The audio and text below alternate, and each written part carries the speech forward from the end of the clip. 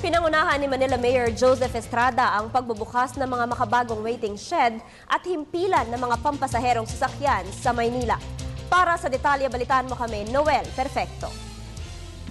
Simultaneous ang pagbubukas ng mga modernong waiting sheds sa 5 estratehikong lugar sa lungsod ng Maynila para magamit ng mga motorista na nag-aabang ng kanilang sasakyan patungo sa kanilang paroroonan.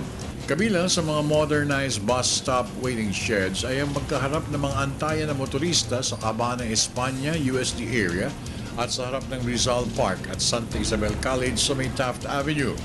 Ayon kay Vice Mayor Isko Moreno, simula na ito aniyan ng mga pagbabago na magaganap sa lungsod upang tuluyan ang mapanumbalik ang dating sigla ng dating sikat na syudad sa Metro Manila area. Not only for the buses, also for the jeeps.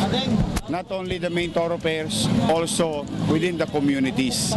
So parang I think it's high time for the city of Manila and the citizens of Manila also na magkaroon ng disiplina sa kalye. Ang naturang mga waiting sheds ay mayroong nakatutok na closed-circuit camera para matiyak na hindi magagawa ng kalokohan ng mga panirang grupo gaya ng mga adik na kadalasan ay ginagawang tulugan kundi man bahay na ang mga naturang waiting sheds. Ipinagmalaki naman ni Mayor Erap na mahalagang maumpisahan na mga pagbabago para muling makuha ng lungsod ang respeto at galang ng mga lokal at dayuhang turista na minsan nang ipinagmamalaking kapital ng buong bansa. There can never be economic growth without peace and order.